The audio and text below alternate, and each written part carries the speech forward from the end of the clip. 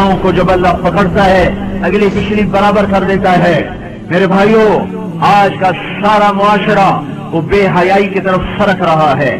اگر ہم نے توبہ نہ کی اور اسی طرح ہمارے گھروں میں کیبل چلتے رہے اور یہ ننگے ناچ چلتے رہے تو انتظار کرو قوم لوط کی کڑک کا اور ان کے پتھروں کا اور ان کے عذاب کی بارش کا۔ اگر توبہ نہ کی تو کوئی دنیا کی طاقت نہیں جو ہمیں اللہ پاک کے عذاب سے بچا سکے۔ اگر یہ موسیقی کی تانیں اسی طرح بکھرتی رہیں اور عورتیں اسی طرح اڑیاں ہو کے بازاروں کی زینت بنتی رہیں اور یہ نوجوان اسی طرح ناچتے تھرکتے رہے اور گانے پہ سر دھنتے رہے اور سود کی عمارتیں بلند و بالا بنتی گئیں اور حرام کی کھمائیاں چلتی گئیں اور مظلوم کی ہائے ہائے بڑھتی گئی اور ظالم کا نشہ بڑھتا گیا، تو وہ دن دور نہیں ہے کہ جب ان پر بھی قوم عاد کے کوڑے برس نہ جائیں اور قوم لوط کی بجلیاں کڑک نہ جائیں اور ان کے پتھر برس نہ جائیں کہ ہمارا معاملہ جلدی میں آتا ہے، ہم پہلے پکڑے جاتے ہیں، ہم پہلے پکڑے جاتے ہیں۔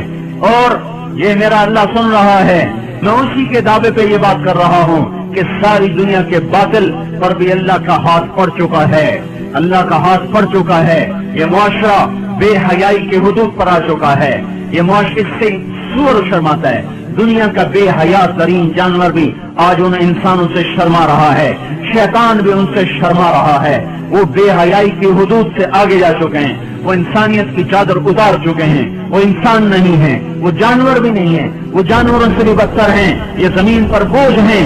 ایٹمی طاقت ہونا اللہ کو للکار نہیں سکتا، ایٹمی طاقت ہونا اللہ کو ڈرا نہیں سکتا، کائنات کے انسانوں کا خون کر دینا انہیں اللہ کے دربار میں کوئی کبھی نہیں بنا سکتا۔ ان قریب اللہ کا ہاتھ پڑنے والا ہے، وہ پکڑ کے دکھائے گا۔ وَكَذَلِكَ أَخْذُ رَبِّكَ إِذَا أَخَذَ الْقُرَىٰ وَهِيَ ظَالِمَةٌ إِنَّ أَخْذَهُ أَلِيمٌ شَدِيدٌ۔